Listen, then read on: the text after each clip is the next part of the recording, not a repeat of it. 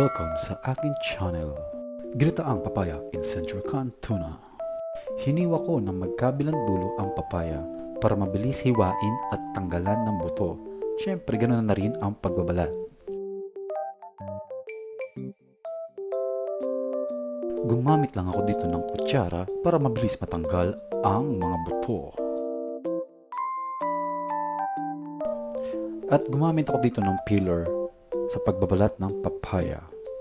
Pero madulas ang papaya kaya naisip akong gumamit ng kutsilyo.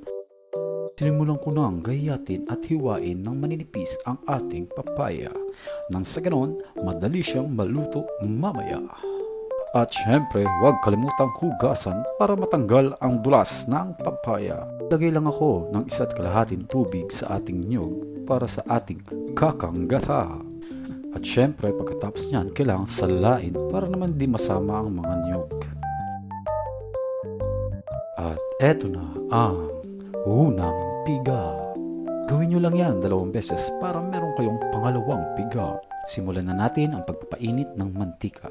Para makapagsimula na tayong magisa ng ating luya, halu-haluin ng sandali para lumabas ang aroma ng ating luya. Part na to, lalagyan na natin ang ating bawang. Haluin lang sandali. At katapos nyan, ilalagay na din natin ang ating sibuyas. Mga 10 seconds pwede na yan. At dahan-dahan kong tinanggalan ng mantika ang century can tuna at nilagay ang papaya na abot kaya. At syempre, kailangan natin yung halu-haluin.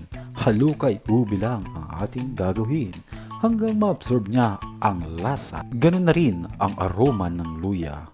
At haluin lang natin ng dahan-dahan at ilalagay natin dyan ang pangalawang gata. Mga 15 to 20 seconds na paghahalo para naman ma-absorb lahat-lahat ng ating nilagay. Katapos niyan, pwede natin takpan ng mga 5 minuto at pwede nang ilagay ang kakanggata o ang tinatawag nilang unang piga.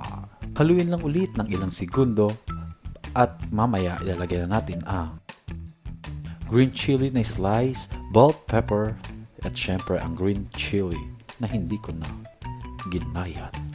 At tuloy-tuloy lang ulit ang paghahalo para naman maluto din ang ating nilagay na chili.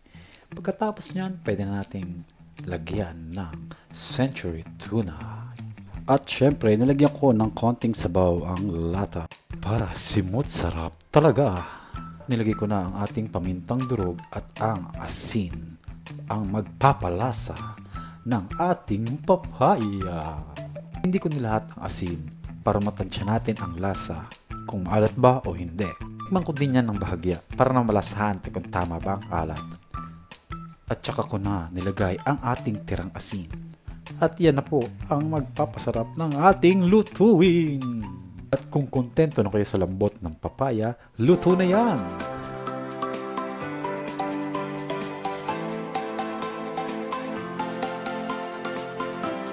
Sarap, di ba? Rice please, I'm hungry. Ito ang buong recipe ng ating niluto. Maraming salamat sa panonood ng aking video. Sana nag-enjoy kayo. Nya!